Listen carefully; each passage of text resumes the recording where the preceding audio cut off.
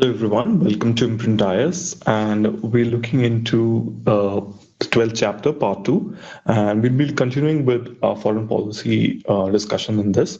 Right? Do join our Telegram group, and if you have any questions about foreign policy, I would suggest you to go through the Rajiv Sikri book. If we get time, we will definitely add certain chapters to the series in the international affairs section. Okay, so let's start. We were talking about the relationship with superpowers. And the first superpower is definitely USA. If you think about the relationship right now with India and USA, it has gone a lot better in certain areas, especially in the military cooperation. India has imported a lot of weapons from the US this year, right? Though, despite the fact that Russia does remain our majority, basically we are actually getting a lot of weapons from Russia, right? Even this year, think about the AK-203s or think about the Camo helicopters. But if you think about the Apache, if you think about the Boeings, the Super Hercules, right? The Lockheed Martin, everybody is basically supplying a lot of weapons to it. Right. So obviously our relationship is a lot better, right? We have a very strong diaspora, right, in the USA. Again, that is something in favor of us. Obviously, we have issues like general preference systems. We have issues in the WTO with the US. Obviously, Donald Trump wants India not to have a positive trade surplus with the US. Those kind of issues are there. But let's now first talk about what is the history of the India-US relationship. So if you think about it, India was non-aligned at that time. So India's non-alignment didn't preclude, but in fact desired a friendly relationship with the US because it was the leading power of the world, right? India needs its technology, it needs its machines, it needs its development, basically the food, right? Many times USA was asked for food, right? We'll talk about that. The USA's stand on Kashmir, however, shook the hope of friendship. I remember the United Nations Security Council was dominated by US and its allies in the late 40s and 50s, and it evaded a decision on the India charge of Pakistan aggression, even after the UN Commission reported the presence of Pakistani troops in Kashmir. And India had a lot of food requests, but even 1949, when Nehru actually visited USA, his requests for food kept hanging, and shipments were only sent after China and USSR had already stepped in to help. Remember, after the post-independence period, India had a drought-like situation. Remember, 1942s in the whole of 1940s, because of the World War. India's resources were used by Britain, and obviously there was no repartition of the assets which were actually used by United Kingdom during the World War years. Obviously, USA had its issues with India. The biggest issue was obviously communist China in 1950.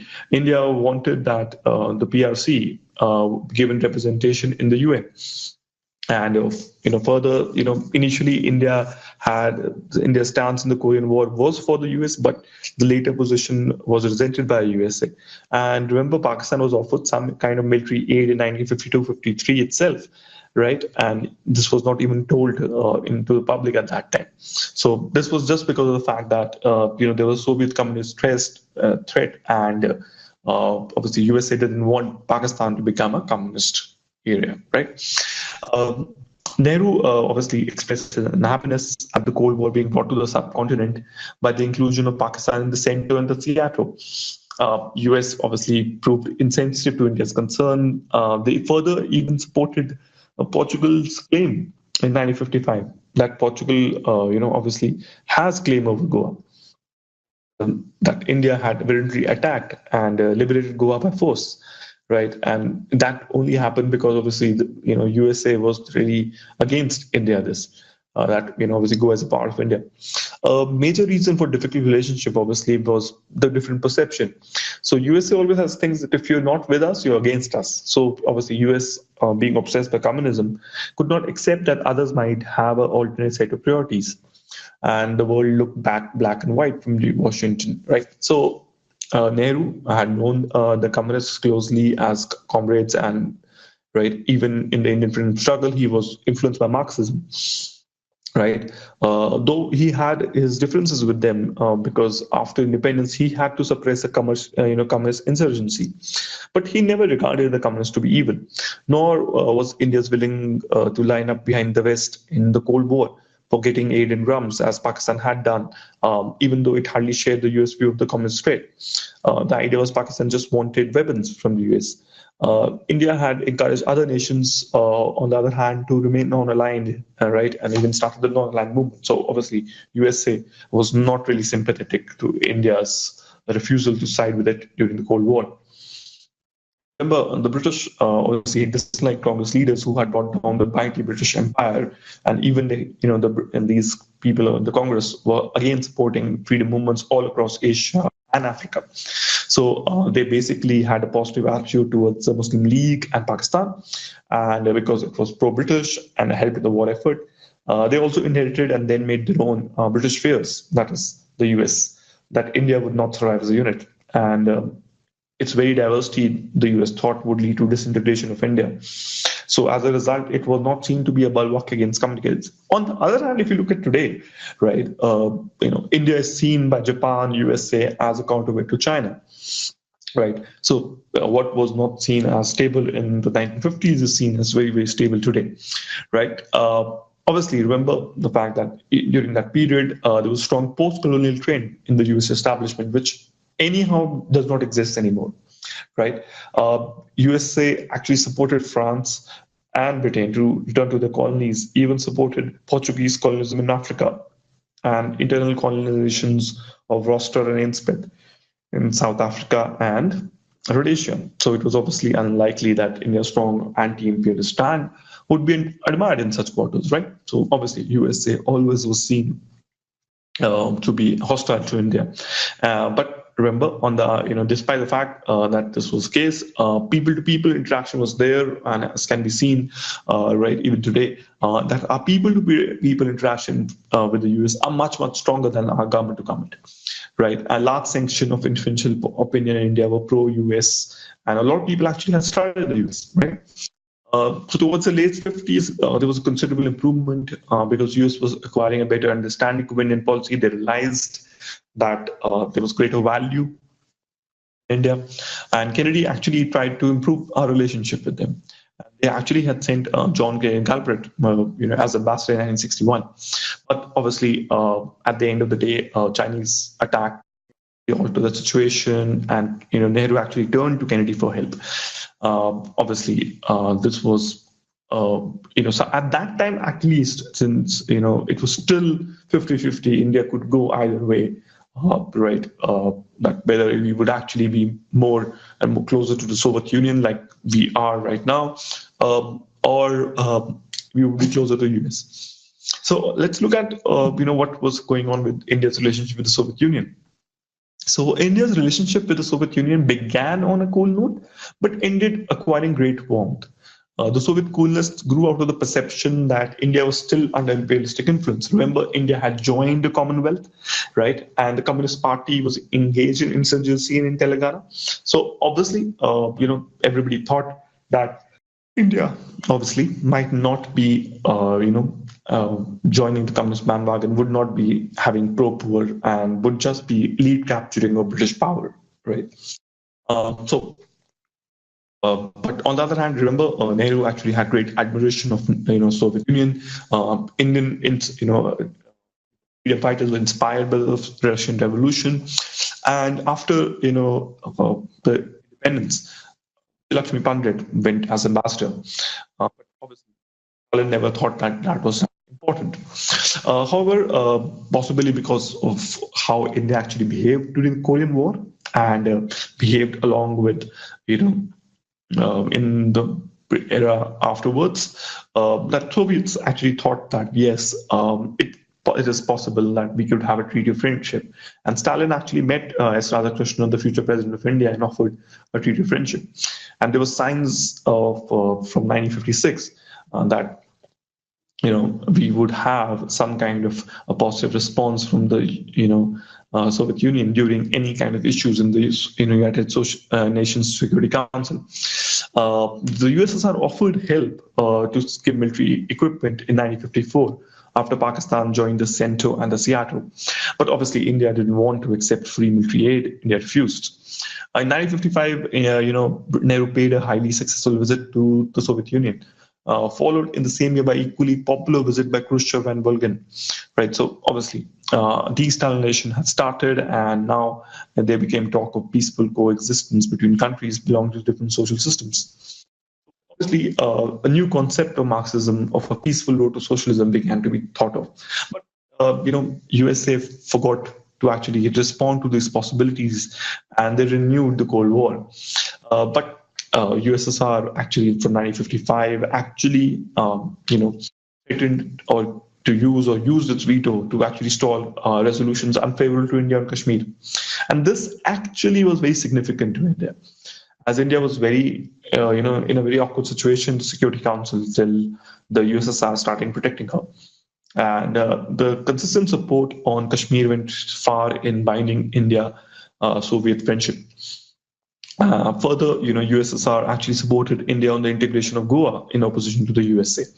So, if you think about it, USSR actually played a very leading role, not just in our foreign policy, but also in industrialization, especially in heavy industry, right? Because Nehru actually wanted that India become more and more strongly industrialized, because it thought that we cannot become military strong, or we cannot actually support India to remain a free nation if we don't actually industrialize.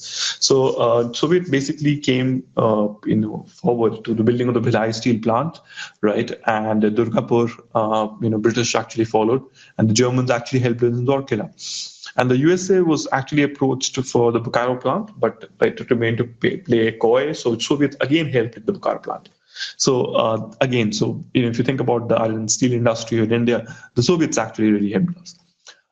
In oil exploration as well, they actually helped us. They played a critical role. So it's seen that, in 1973-74, 30% of India's steel, 35% of our oil, 20% of electrical power, 65% of electrical equipment, 85% of our heavy making machines were produced in a project set up with Soviet aid. So Soviet Union actually really helped us. Then, the relationship between India and China deteriorated after the Dalai Lama came seeking refuge. USSR did not automatically sided with China, but actually remained neutral. And this was extremely, extremely great for us. In 1960 itself, we actually received some supply dropping aircrafts, helicopters, engineering equipment for the BRDO, which led to some kind of construction in the areas disputed by China. So obviously, USSR actually, we became closer and closer with USSR. The big thing which happened, if you remember, recently, Mr. Abhinandan, Wing Commander Abhinandan actually was, using a Bison, right? And it was in mid-62 that agreement was actually permitted India to manufacture MiG aircraft. And it was the first time that USSR let a non-communist country manufacture sophisticated military equipment, which even the Chinese had not been licensed to. And, even after China attacked India in 1962, USSR maintained neutrality, right? Obviously, partly because it occurred during the Cuban Missile Crisis, as I speak, right? So obviously, later in December, Soviet Union actually declared that China was responsible for the war. But obviously, China has a different view, and they'd say that it was Khrushchev which actually caused the war. Okay. Further, in 1963, the Soviets signed a more stronger agreement for sales of arms, supplies, interceptors, helicopters, tanks, etc. They helped manufacture in setting up the HAL. They helped bring naval dockyards. It was this independent manufacturing base that finally led to India's victory in the 1971 war. Right. Remember, more importantly, unlike the US, they neither stationed personnel to supervise use of equipment, nor they laid down difficult conditions for deployment of equipment. Remember, when Pakistan used F-16s India after the Balakot attack, the USA actually is saying that you can't use F-16 without actually asking us before mission. This is unheard of in the case of the Soviet Union. We never really asked Soviet Union when we are using the mix. Right, so that is something that really is different about the Soviet Union. Remember, the Soviet Union is still our friend, and it's perhaps our strongest friend. Okay, despite the fact the biggest problem that India has with Soviet Union is the lack of connectivity and the distance. If you want to do trade with Russia, that's extremely difficult. But I think with the Chabar port coming up, that would really obviously we could have stronger trade across the land route across Central Asia, and I think it would be India would actually have stronger ties with the USSR in the future, right? Now, obviously, India is also a part of the SCO, and that's also something that Russia has actually helped us with. Okay, so that was between Russia and the USA. So, what was our relationship with other countries? So, India's relationship with others, states like Pakistan, since 1962, right? Apart from Pakistan, we had good relationship. We tried a treaty of peace and friendship in 1950 with Nepal. We have a very unique relationship with Nepal because it has unrestricted access for commercial transit. We have secured Nepal's total sovereignty by making both countries responsible for each other's security. With Burma also, the problem of Indian settlers and long uncharted boundary was settled amicably. But if you think about it in Sri Lanka, it was not a obviously easy solution. Though the LTT problem has ended, there's still issues with how Tamils are treated in Sri Lanka now. So that's, I think, maybe we'll actually discuss India-Sri Lanka ties later on and the LTT issue in some other lecture. But let's discuss Pakistan. So if you think about India-Pakistan relationship, if you think in terms of today, Pakistan's basically, purpose, if you think about it, of its existence, is the fact that it says that India should not exist because Hindus and Muslims cannot stay together. So the basis of Pakistan is the fact that if India exists, Pakistan, obviously, the existence of Pakistan is always under threat because then the Muslims can say that, yes, we could actually stay together. It makes more sense economically to be actually a Hindustan rather than India. So the reason Pakistan exists in some ways, the army, the ISI always wants somehow to break India, and that has been the recurring theme. Remember, Nehru and Congress leaders had reluctantly agreed to the partition as a solution to an intractable problem, but also in the hope this would end the hostility. But in fact, the acrimony has only been transferred to the international sphere. There's communal riots, there was transfer of population on an unprecedented scale after independence. There was the invasion of Kashmir in 1947, October, just 2 months after independence. Even recently, we had a Pulwama attack, right? So, if you think about it, Kashmir accessions to India was always a troubled one. But if you think about it, there was a real danger of balkanization, which was always encouraged by the Britishers. But what happened was Indian princes and Indian freedom fighters actually averted it. Remember that Hyderabad, Junagadh, Kashmir were the major issues. Hyderabad and Junagadh had very little choice because they were surrounded by Indian territory. But Kashmir had a population of Pakistan and a majority Muslim population, right? So obviously, that kind of led to a radical popular movement for democracy led by Sheikh Abdullah and National Conference. But he was very friendly with Nehru. So obviously, Congress was hoping that in some time, they would join us. But the Maharaja actually asked for a stem cell at that time. Pakistan formally accepted his request, though India was yet to reply on its stand. And basically, its stand was always that people's wishes should be ascertained by election, and therefore was quite willing to wait. But obviously, Pakistan decided to jump the gun and send a tribesmen from the frontier province. And this was aided by the regular armed forces to invade Kashmir. Frantically, the Maharaja at that time actually appealed to India for help, but India could only send its armies if Kashmir acceded to India. So the Maharaja actually signed the instrument of cession, the only legal requirement, as had hundreds of other rulers, and Kashmir became a part of India. The Indian troops actually reached just in time to save the capital from falling into the hands of invaders. India pushed back the Pakistani volunteers, but actually put a complaint with the UN against Pakistan aggression. So I don't know why they did so, because at the end of the day, you can't really expect the Britishers to play fair after how, but here we actually learned our first lesson that you can't trust the white man. and encouraged by British, who continued to nurture resentment to the Congress and India, and had a fondness for Muslim League in Pakistan. And also remember, Pakistan was strategically very important as a front line for the USSR. USS actually lined up behind Pakistan.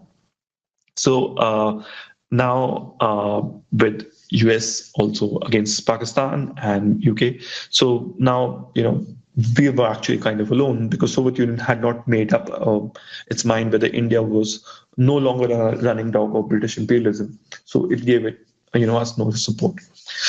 Remember, Nehru is still criticized in India for going to the UN for offering a plebiscite, but if you think about it, neither criticism holds, because Pakistan would have gone to the UN if India had not.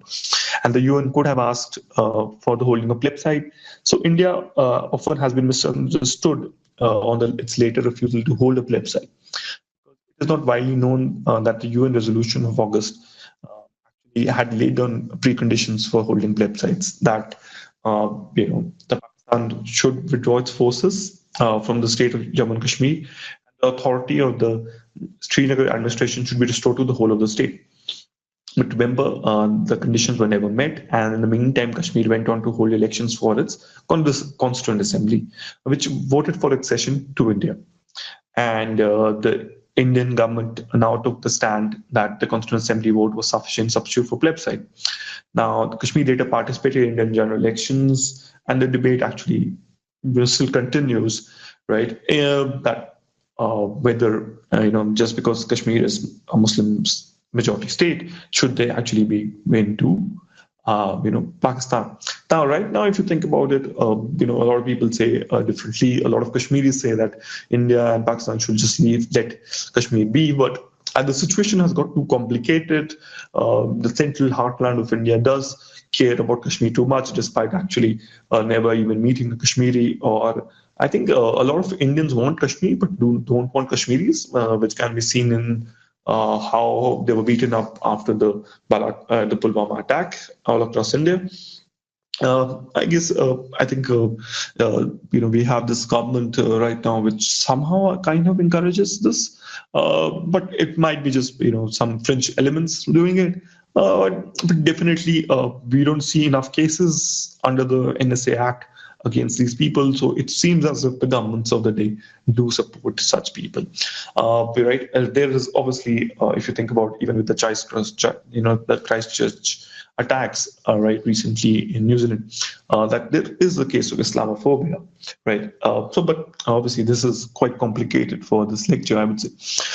Then obviously it seemed in 1950s that the Kashmir issue was resolved. Muhammad Ali Bogra became the Prime Minister in 1953. And then there was cordial visits between Nehru and him, and Nehru actually had agreed to hold a plebiscite. But obviously this brief flame of hope was snuffed out by the exigencies of Cold War politics in the UN Security Council. Right, India wanted a plebiscite administrator from a small neighboring country, but the US service officer Admiral was proposed, and obviously the last chance of compromise actually disappeared. And remember, the Kashmir issue obviously still needling India in the UN, and every time Pakistan does try to internationalize it. Remember, Pakistan during that period of time obviously became stronger and stronger with the Centro-Seato and the Baghdad Pact, and had a military pact, right? And so it was only after the Soviet Union, started to help India that we actually had some success internationally. Further, it was sort of that China and Pakistan would line up and engulf India in a pincer move, and this nearly came into true in 1971. But remember, if all the wars of India, 1965, 71, etc., were fought in the winters just to make sure that Chinese don't really intervene, right? So obviously, USSR, on the other hand, did try to think of actually becoming closer to the Pakistan, right? But obviously realized that Pakistan is too close to the USA for that to happen. Even today, right? Even these days, Pakistan is importing certain amount of weapons from Soviet Union.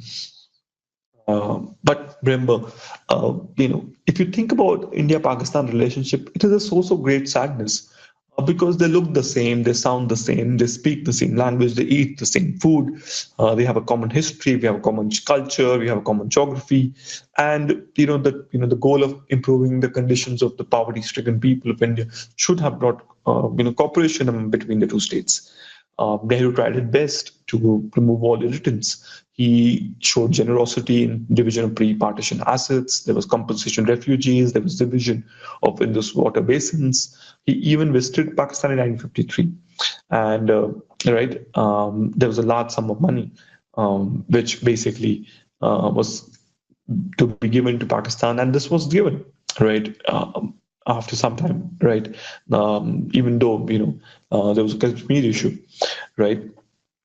So, a lot of times people think that Pakistani foreign policy is better than ours, right? Even if you think about Masood Azhar still not being declared an international terrorist, that might be seen to be true, right? So then, if you think about KPS Menon, he says it's not the same. It's not true because the net result of Pakistan's diplomacy was that Ayub Khan lost his job, Yahya Khan lost his freedom, and Pakistan we lost half his salary, and that was basically I was just talking about the fact that India definitely had his better share of luck, I would say, and this remain a stronger country than Pakistan. If you look at India in 2018. 19, I think India is much stronger, one of the strongest economies. Despite the fact India and Pakistan are both nuclear powers, the economy of both the nations, there's huge difference now. And there was a time in the 90s till the 80s that Pakistan and India could claim to be equal in economic terms, but now it's no longer the case. Right. Okay, so let's stop here, and we'll be continuing with India-China relationships in the next lecture. Right. So thank you so much.